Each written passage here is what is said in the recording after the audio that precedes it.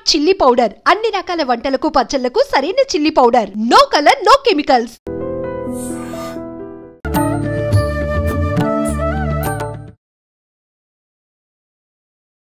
నమస్కారం, welcome to I dream. Dharma Margam with Vijitha కార్యక్రమానికి స్వాగతం. ప్రస్తుతం మనతో పాటు ఉన్నారు ప్రముఖ ఆధ్యాత్మికవేత్త బట్టిప్రోలు విజయలక్ష్మి గారి. ప్రమతో మాట్లాడి మరిన్ని విషయాలు తెలుసుకుందాం. నమస్తే అమ్మా. నమస్తే అమ్మా. అమ్మా, కృష్ణాష్టమి రాబోతోంది. అంటే శ్రీకృష్ణ జన్మాష్టమి, ఆయన పుట్టినరోజు కృష్ణుడు. మామూలుగా కృష్ణుడు అంటే భగవంతుడు అనే దానికన్నా మా ఇంట్లో పిల్లవాడు, లేకపోతే మా ఇంట్లో మనిషి అనుకుని భావనతో ఆరాధించే వాళ్ళే చాలా మంది ఉంటారు.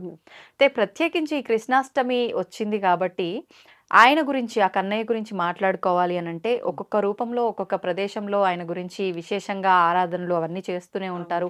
ఒక్కొక్క ప్రాంతానికి ఒక్కొక్క స్టోరీ ఉంది. కానీ ప్రత్యేకించి ఉడుపిలో కృష్ణుడి గురించి మాట్లాడుకోవాలంటే వీటన్నిటికన్నా కొంచెం విభిన్నంగా అక్కడ ఉంటుంది అని చెప్పి అంటూ ఉంటారు. ఒక్కసారి దాని గురించి వివరించండి. అసలు ఉడిపి కృష్ణుడి కథ చాలా ప్రత్యేకంగా ఉంటుంది. కృష్ణుడు యశోద దగ్గర పెరిగాడు. అందరూ మన ఇంట్లో పిల్లాడని అనుకోవటానికి కారణం యశోదే. మనల్లో మనం యశోదని భావించుకుని, యశోదది వాత్సల్య భక్తి.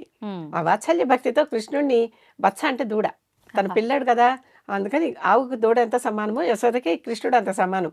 అంతగా తన పిల్లాడు అనుకున్నట్టుగా తన పిల్లాడే. ఆ మమత అనేది ఉందే అందరికంటే యశోదకి ఎక్కువ. ఎందుకంటే అసలు పిల్లలు లేక పుట్టాడు. పుట్టినవాడు చక్కగా అందరూ ఒక వర్ణంలో ఉంటే ఇతనొక్కడు శ్యామల వర్ణంలో పుట్టాడు. చామంచాయం ప్రత్యేకమైన రంగులో పుట్టాడు. మహా ముద్దుగా ఉన్నాడు. విపరీతమైన లీలలు చూపించేసి వస్తున్నాడు పుట్టిన క్షణం దగ్గర నుంచి. కనుక చాలా ఎంతో మక్కువ అనమాట ఆవిడికి, మహా ముచ్చట అనమాట. ఈ యశోద దగ్గర ఈయన చేసినటువంటి అల్లరి ఇంకెవరి దగ్గర ఎక్కడా చూపించలేదు. ఆ అల్లరి, ఆ స్వేచ్ఛ యశోద దగ్గర మాత్రమే ఆయనకున్నది.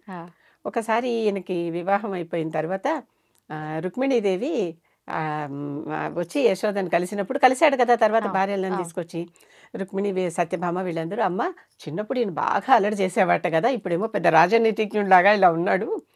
అప్పుడు వచ్చేసరికి చాలా మేధస్సు ఎదిగిపోయిన కృష్ణుడు కదా, ఇలా ఉన్నాడు, చిన్నప్పుడు అల్లరి చేశాట, ఏమన్నా కొంచెం ఆ లీలలు చెప్పమ్మా అని అడుగుతారు. అడిగితే, ఇగో అసలు నన్ను చిన్నప్పుడు నన్ను వెన్న చేయనిచ్చేవాడు కాదు, నాకు కవ్వం ఎత్తుకుపోయేవాడు, ఆ కుండల్లో చేతులు పెట్టేసేవాడు, ఆ వెన్నంతా పూసుకునేవాడు, అసలు ఎప్పుడు చూసినా తప్పించుకుని ఆ కవ్వం పుచ్చుకుని తిరిగి పారిపోతుండేవాడు అని చెప్పి అన్ని కొట్టే పనులు చెప్తే, రుక్మిణికి ఆ సన్నివేశం కవ్వం పుచ్చుకుని నుంచున్న బాలకృష్ణుడు భలే గుర్తుండిపోయింది. గుర్తుండిపోయి శిల్పాచార్యులను పిలిచి అటువంటి విగ్రహాలు చెక్కి ఇవ్వండి అని అడిగింది. వాళ్ళు కృష్ణుడికి బలరాముడికి 2 విగ్రహాలు చక్కగా చెక్కి ఇచ్చారు. ఇచ్చాక అవి ద్వారకలో పెద్ద ప్రళయంలాగా వచ్చి అంతా మునిగిపోయింది కదా, అప్పుడు అవన్నీ కొట్టుకుని ఎక్కడికో వచ్చేసాయి. ఎక్కడికి వెళ్ళాయో ఎవరికీ తెలియదు. వాటి చుట్టూ రకరకాల మట్టి చేరి అంతా రాయి అయిపోయి 2 పెద్ద గుండ్లు లాగా ఉన్నాయి. ఇంత పెద్ద పెద్ద గుండ్లు ఉంటే ఎలా ఉంటాయి? ఒకసారి ఒక సముద్రం మీద వర్తకం చేసేటటువంటి ఒక వ్యాపారి సముద్రం మీద పడవ వెళ్ళాలి, కొంత బరువు తగ్గింది. ఆ బరువు వేస్తే గానీ బ్యాలెన్స్ కాదు. అక్కడ ఒడ్డు మీద 2 రాళ్లు కనిపిస్తున్నాయి, ఆ 2 గుండ్లు, పెద్ద పెద్ద గుండ్లు, అవి తీసుకొచ్చి సముద్రం పడవలో పెడితే బరువు బ్యాలెన్స్ అవుతుంది అని 2 తీసుకురమ్మన్నాడు. ఆ 2 పని వాళ్ళు వెళ్ళి తీసుకొచ్చి ఆ 2 గుండ్లు పడవలో పెట్టాక పడవ బ్యాలెన్స్ అయింది, మునిగిపోకుండా మామూలుగా నడుపుకోవటానికి వీలుగా సర్టెన్ బరువు ఉండాలి కదా, అలా బ్యాలెన్స్ అయింది. బ్యాలెన్స్ అయ్యాక ఆ పడవను నడుపుకుంటూ వస్తున్నాడు. పడవను నడుపుకుంటూ వస్తుంటే మధ్యదారిలో మళ్ళీ పెద్దగా తుఫాన్ వచ్చేసింది, మునిగిపోతామా అన్నట్లుగా. ఏం చేయాలో తెలియలా, భయం వేసిపోయింది అందరికీ. అప్పుడు దండం పెట్టుకుని, కృష్ణ నువ్వే దిక్కొని దండం పెట్టుకుంటే ఆ వ్యాపారికి కలలో, అంటే ధ్యానంలో ఉన్నప్పుడు ఒక గొప్ప యతి కనిపించాడు. యతి కనిపించి ఒక ప్రత్యేకమైన ఒడ్డుకి ఇతను పడవను పిలుచుకెళ్ళినట్టుగా అయిపోయింది. ఆ యతి మధ్వాచార్యుడు. మధ్వాచార్యుడు కృష్ణ భక్తుడు కదా, ఆయన ఈ పడవ ప్రమాదంలో ఉంది, దాంట్లోపల ఉన్న 2 గుండ్లలో కృష్ణ బలరాములు ఉన్నారు. యతికి తన ధ్యానంలో తనకి తెలుసు. ఆయన వీటిని తన ఒడ్డుకు మళ్ళించుకున్నాడు. అక్కడికి చేరాయి. ఇదంతా ఎక్కడ ఉంటుంది? మనకి ఉడిపి అంటే కర్ణాటక, ఆ ప్రాంతంలో అంతా సముద్ర ప్రాంతమే కదా. అక్కడికి వెళ్ళి పడవ ఆగింది.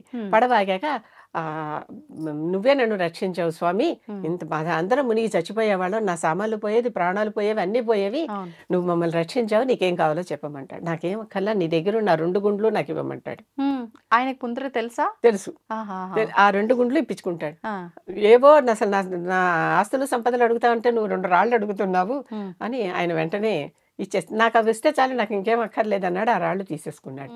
ఆ రాళ్ళు తెచ్చి అక్కడ పెట్టాక అవి మళ్ళీ తన ఉడిపిలోకి తీసుకెళ్తున్నాడు. ఒడ్డు నుంచి ఊరికి వెళ్ళాలిగా, తీసుకెళ్తుంటే మధ్యలో కొంత దూరంలో బలరాముడి రాయి ఇలా పగిలిపోయి అక్కడ ఉండిపోయింది. దాంట్లోంచి బలరాముడి విగ్రహం బయటకు వచ్చింది. అక్కడ బలరాముడు రాయి లోపల విగ్రహం ఉంది. విగ్రహం రాయి అంటే మట్టి అంతా చేరిపోయి ఆ, ఇప్పుడు మనకి సింహాచలంలో నరసింహస్వామి ఎలా ఉంటాడు, వరాహ లక్ష్మీ నరసింహస్వామి అంత గంధం పూసి పూసి పూసి ఒక ఉండలా కనిపిస్తుంది. అవును. ఉండ పగల కొడితే కానీ లోపల ఆయన ఉన్నారని మనకి తెలియదు. అవును. అలా అయిపోయింది అనమాట ఇది. Okay okay. అయిపోయాక అదంతా ఊడిపోయాక ఆ బలరాముడిని అక్కడ ప్రకటితం విగ్రహం. అయిపోయాడు. ఆయన అక్కడే ప్రతిష్ఠ చేసేసారు. అక్కడ ఎక్కడైతే పడిపోయిందో అక్కడే. అక్కడ బలరాముడికి ఉడిపికి కొంత దూరంలో 30 కిలోమీటర్లు అనుకుంటా, 30 అక్కడ ఒక ఆలయం కట్టేశారు ఆయనకి. ఆ తర్వాత ఈ కృష్ణ విగ్రహాన్ని ఉడిపి దాకా ఆయన తీసుకెళ్ళగలిగాడు. ఓకే. ఉడిపి ఎందుకు అంటే ఆ పక్కనే ఉన్నటువంటి దాంట్లోనే ఈయన జన్మస్థలం. ఆయన అక్కడే ఆయన ఆశ్రమం కానీ అన్ని అక్కడ తీసుకెళ్లి ఈ ఈ రాయి ఎవరిది? మధ్వాచారి.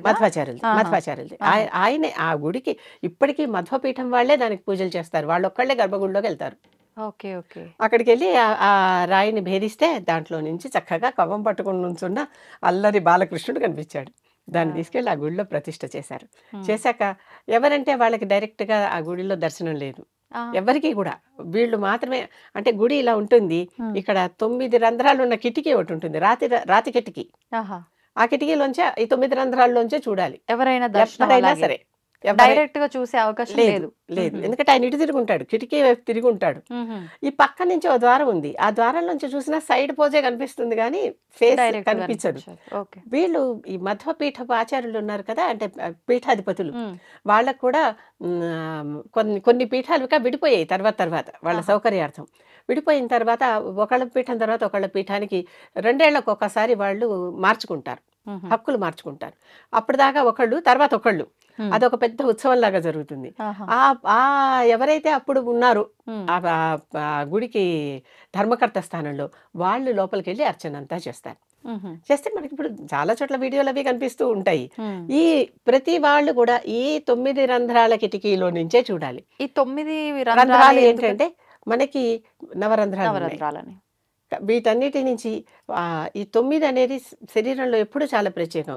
వీటన్నిటికీ అతీతంగా ఉన్నాడు ఆయన, అవతల ఉన్నాడు ఆయన.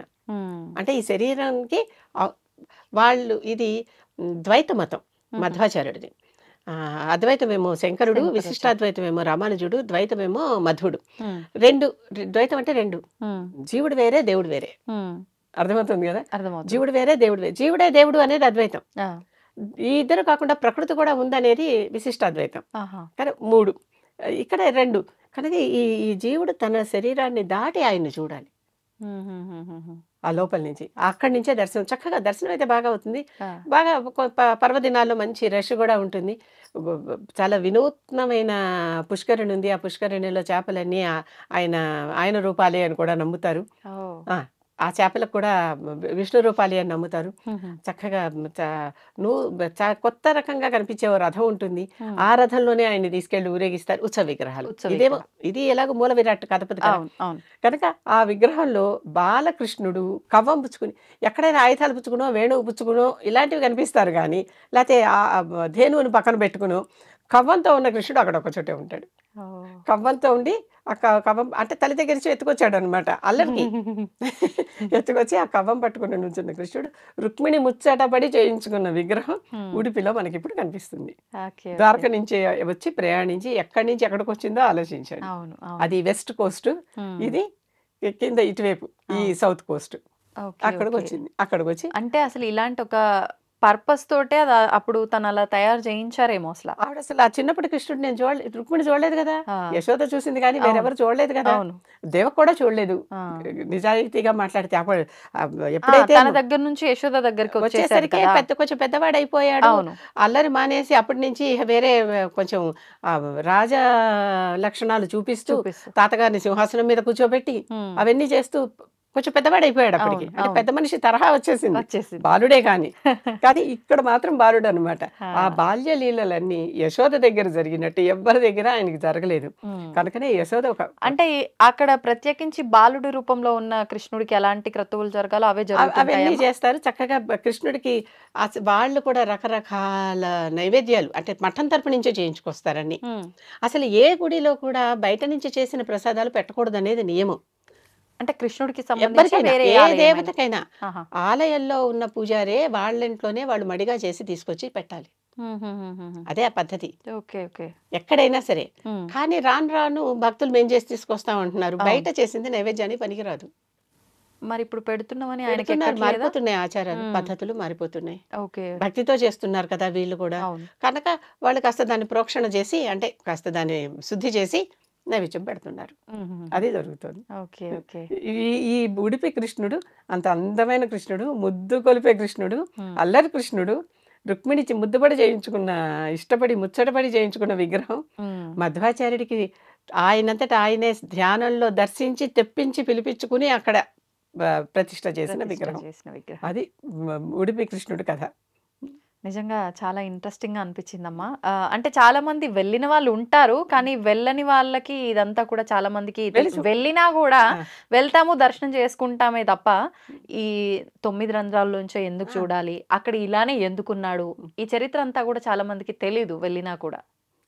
ఆలయానికి వెళ్ళినప్పుడు ఏమాత్రం సమయం ఉన్నా, ఆలయానికి వెళ్ళేటప్పుడు 2 నిబంధనలు ఉన్నాయమ్మా. హ్మ్. ఒకటి, సమయం బాగా ఉంచుకుని వెళ్ళాలి. అవును. ఎందుకంటే ఆలయాల్లో ఒక్కొక్కసారి నైవేద్యం పెట్టి ఆయన భోంచేస్తున్నాడు. భోంచేస్తున్నప్పుడు ఆయన కాస్త ప్రైవసీ కావాలి. హ్మ్. అందుకే కర్టెన్లు అవి వేసేస్తారు, తలుపేసేస్తారు. అవును. అంతేగాని నేను వచ్చాను, నువ్వు తలుపు తెరువు, నాకు ముందర దర్శనం ఇవ్వు, తర్వాత తిను అనకూడదు కదా దేవుణ్ణి. హ్మ్. కొన్ని సేవలు చేసేటప్పుడు తప్పనిసరిగా వెయిట్ చేయాలి. వేచి ఉండాల్సిందే. హ్మ్. ఆ సమయం మనం వెళ్ళినప్పుడు తెలియదు కదా మనకి. అవును. కనుక ఆలయానికి వెళ్ళినప్పుడు సమయం అనేది జాగ్రత్తగా చూసుకుని వెళ్ళటం ఒక పద్ధతి. హ్మ్.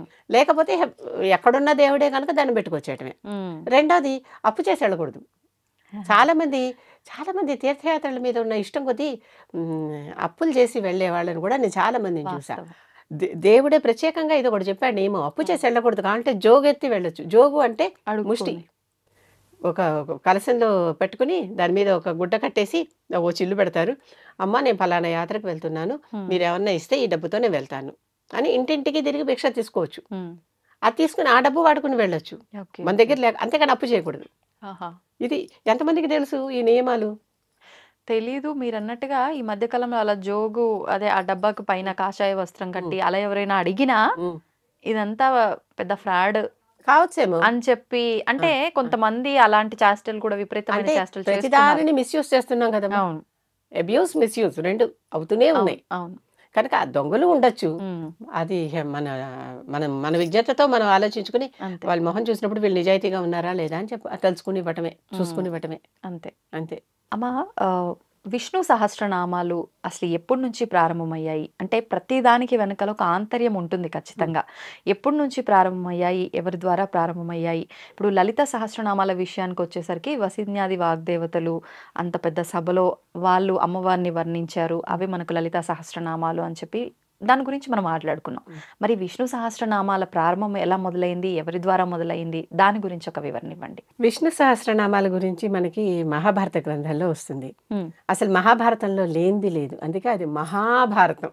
దానికి అసలు పేరు జయం అని పెట్టి తర్వాత మార్చి పెద్ద ఉద్గ్రంథం అయిపోయిందని మహాభారతం అని పేరు మార్చారు.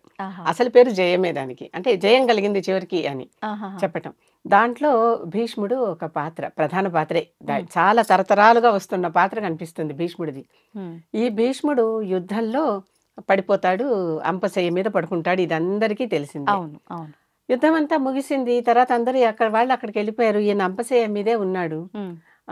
పాపం అంటారే, వెన్నెల్లో తడిసి చలిలో చివికి, వానకి తడిసి ఎండకి ఎండి అన్నట్లుగా అలా ఓపెన్ గా అలా ఉన్నాడు ఆయన యుద్ధభూమిలో. కదపటానికి లేదు. ఒంటి నిండా గుచ్చుకున్న బాణాలతో ఇలా దొర్లిపోయాడు రథం మీద నుంచి. ఆ బాణాలే అతనికి చెయ్యలాగా అయిపోయి అక్కడ పడుకొని ఉన్నాడు ఆయన. కానీ అమ్మ అది కూడా ఆయన కోరిక ప్రకారమే మరణము అని చెప్పి అంటారు. ఆయనకి ఇచ్ఛామరణం ఉంది. ఇచ్ఛామరణం అంటే ఏంటంటే, తండ్రికి తనకు వివాహ సమయంలో తను వివాహం చేసుకోను అని ప్రతిజ్ఞ చేసి తండ్రికి పునర్వివాహం చేశాడు. ఆయన కోరుకున్నాడని. పాపం తండ్రి కొడుకు ఇలా ఉండిపోతాడని అనుకోలే. తను పునర్వివాహం చేసుకుందాం అనుకున్నాడు అంతే. కొడుకు కాపాలని అనుకోలే. కొడుకుని యువరాజు చేద్దామని కూడా అనుకున్నాడు. ఎందుకంటే చాలా గొప్ప మంచి శౌర్య పరాక్రమాలు ఉన్నటువంటి పుత్రుడు. మామూలుగా ఏదో సాధారణ బాలుడు కాదు. అలాంటప్పుడు ఇంత తన కోసం త్యాగం చేశాడు తెలియకుండా.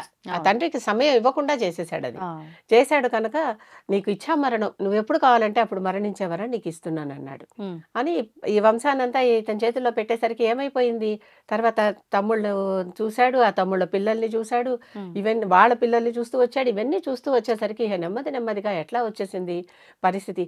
వీళ్ళని ఇప్పుడు ఇలా వదిలిపెట్టి నేను ఎలా వెళ్ళాలి ఆయనకు అర్థం కాల. హ్మ్. తన వెనకాల గైడెన్స్ లేనిదే వీళ్ళెవరూ సరిగ్గా నిలబడలేని పరిస్థితి. హ్మ్.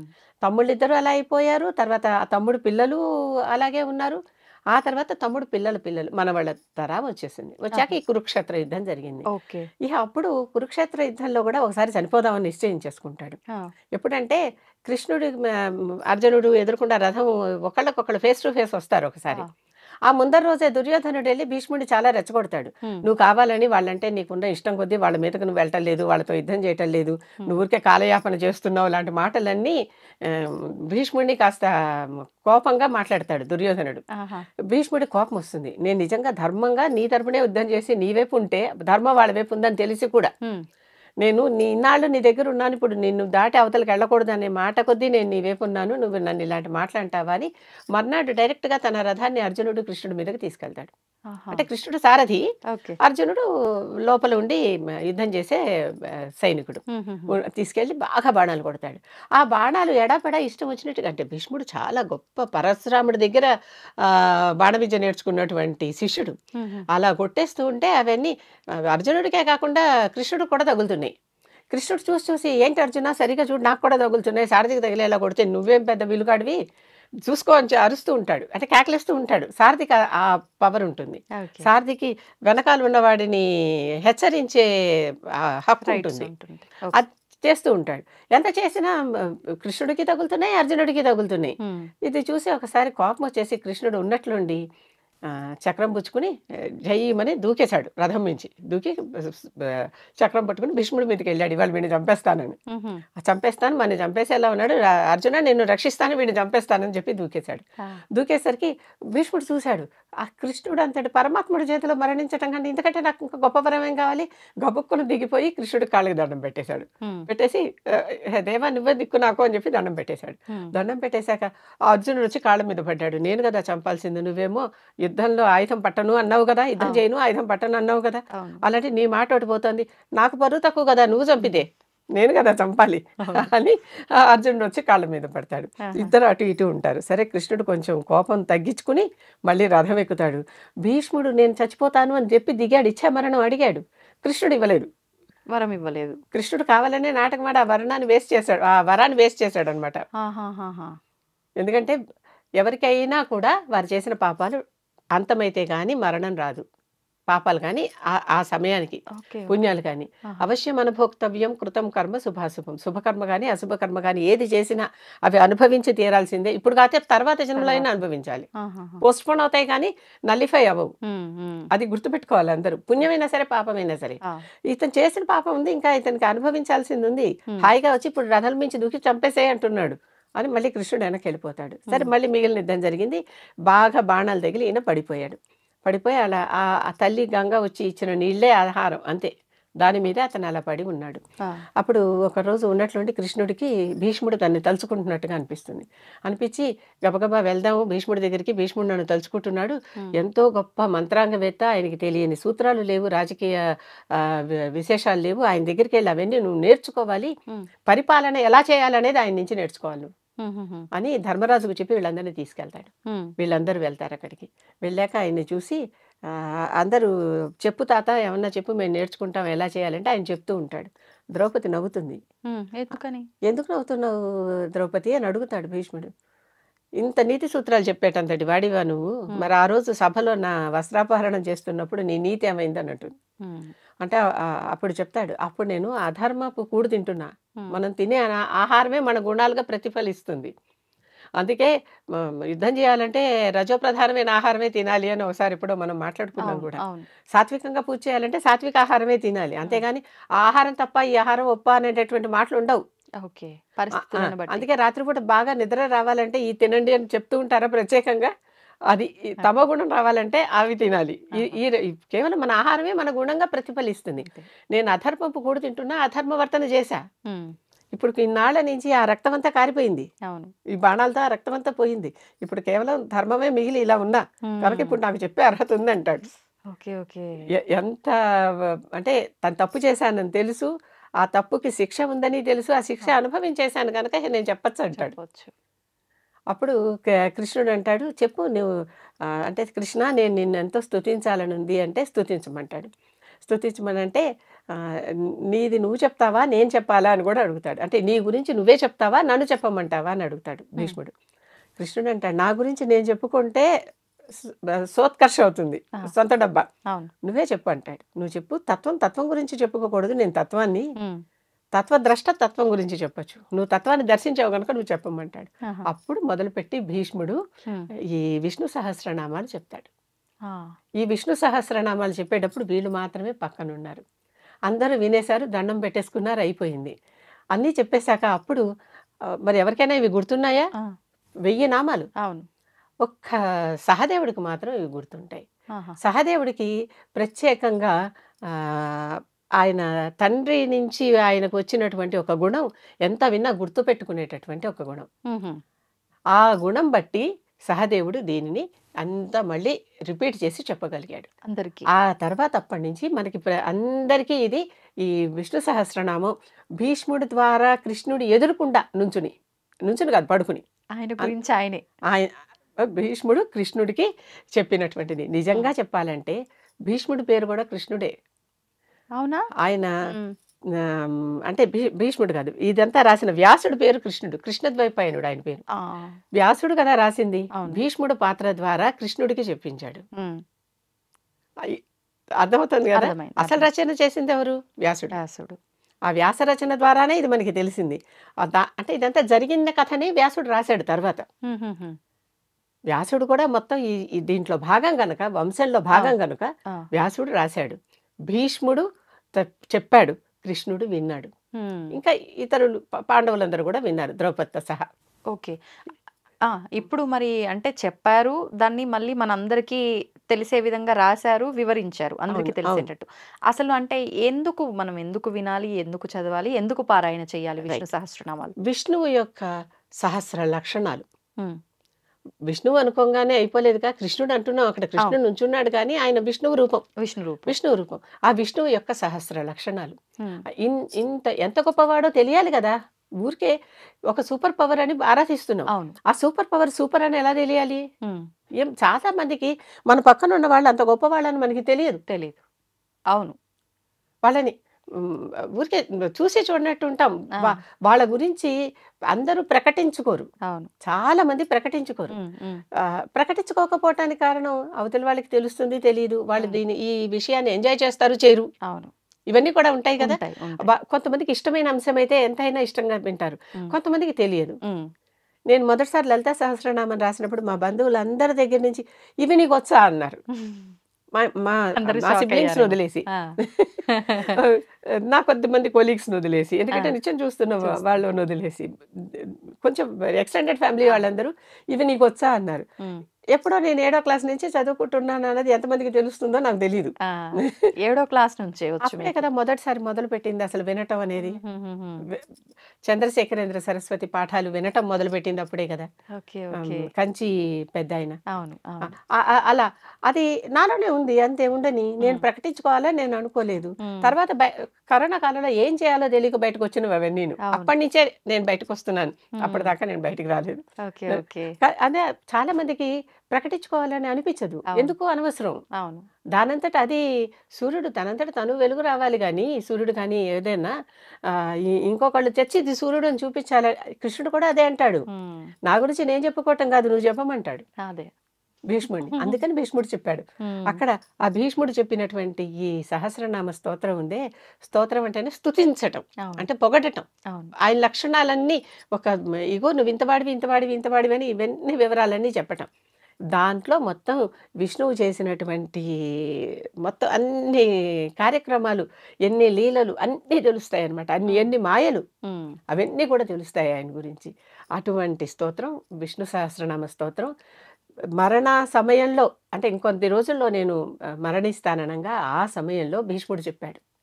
చెప్పి ఉత్తరాయణం వచ్చేదాకా ఆగి, ఆ తర్వాత ఏకాదశి వచ్చేదాకా ఆగి, అందుకని ఇచ్ఛామరణం ఉన్నా కూడా అప్పటిదాకా ఎందుకు ఆగాడు అంటే, ఒకసారి ఇచ్ఛామరణం విలువ అయిపోయింది, ఆ తర్వాత మంచి రోజు కోసం చూసుకున్నాడు, వెళ్ళిపోయాడు. ఇక్కడ భీష్ముడు గురించి ఇంకొక మాట కూడా చెప్తా.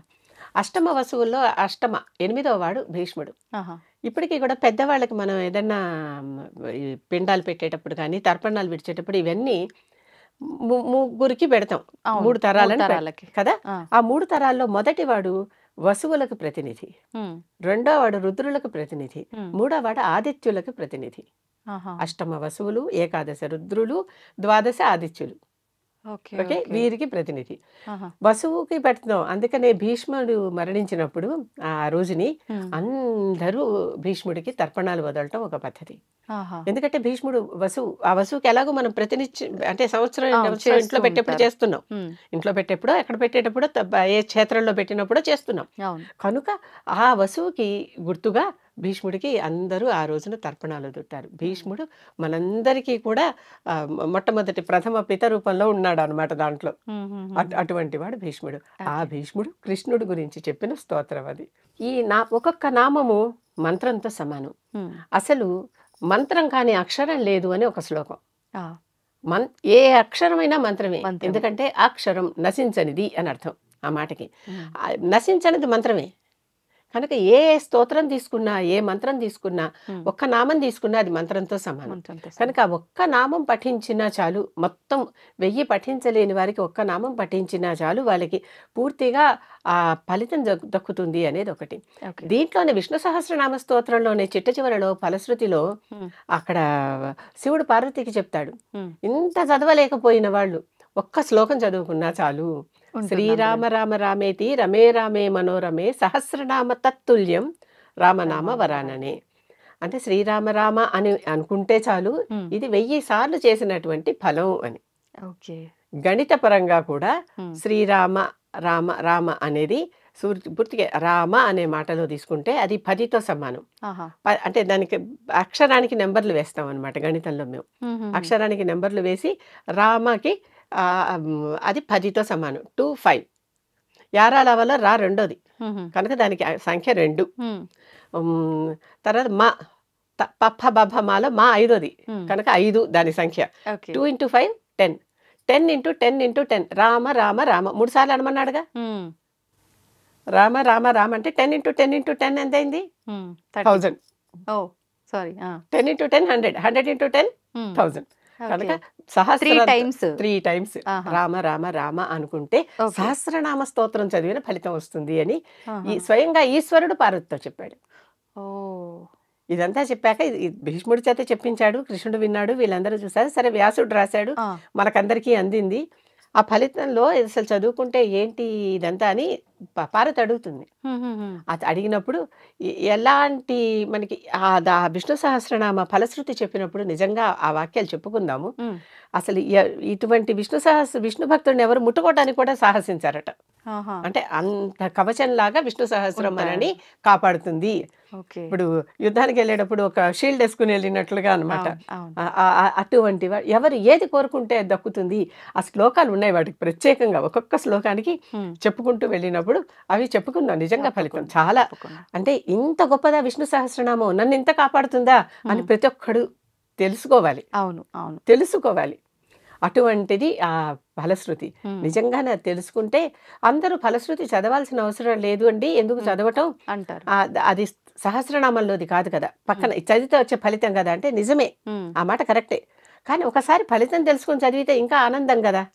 కనీసం ఫలితం తెలుసుకోండి, ఆ తర్వాత స్తోత్రాలు చదువుకోండి. అంతే. అది ముందుగా తెలుసుకొని చదివితే ఇంకా అంటే ఆసక్తితో చదువుతాం. అలాగే మొట్టమొదటి పూర్వపీఠికలో కూడా అసలు ఇదంతా ఎలా చెప్పబడింది ఏమిటి అని కొన్ని శ్లోకాలు, ధ్యాన శ్లోకాలు, ఏదైనా ముందర ధ్యానం చేసుకుని కదా మొదలు పెడతాం, అవన్నీ ఉంటాయి. అవన్నీ చేసుకుని చేస్తే మొట్టమొదటి అది బిగినింగ్ అనమాట. మొదలు పెట్టేటప్పుడు ఇలా మొదలు పెట్టుకోండి అని చెప్పటం. ప్రతిసారి చెయ్యాలని కాదు, అది అసలు తెలుసుకోండి. వాట్ ఈస్ దిస్ అనేది తెలుసుకోండి మొదటి దాంట్లో. ఇది ఎలా వచ్చింది ఏమిటి. చివరి భాగంలో అంటే ఉత్తర పీఠికలో దీని ఫలితం ఏంటి, ఇంత చేశాం కదా దీని ఫలితం ఏంటి అనేది అక్కడ తెలుసుకోండి. మధ్యలో ఈ నామాలన్నీ చదువుకోండి. ఒకసారి చదువుకున్నాకే ఫలితం తెలుసుకోవాలని ఎందుకన్నారంటే, లేకపోతే ఫలితాన్ని ఆశించి చదువుతాడు. అర్థమైందా? చదివాక ఫలితం తెలిస్తే అదొక ఆనందం. తర్వాత ఎలాగో తెలిసిందే. ఎప్పుడు తెలియని దాకానే కదా రహస్యం, తెలిసాక అది రహస్యం లేదు, విచ్చుకుపోయినట్లే అది. కనుక ఫలశ్రుతిని చివరిలో పెట్టడానికి కారణం ముందర అసలు శ్రద్ధ కొద్దీ చదివాక ఈ ఫలం వస్తుందని అప్పుడు తెలుసుకుని ఆనందించు. ఆహా, నేను ఇంత గొప్ప స్తోత్రం చదివాను కదా, దీనికి ఇంత ఫలితం కదా అని. అది సంగతి. ధన్యవాదాలు. నమస్కారం.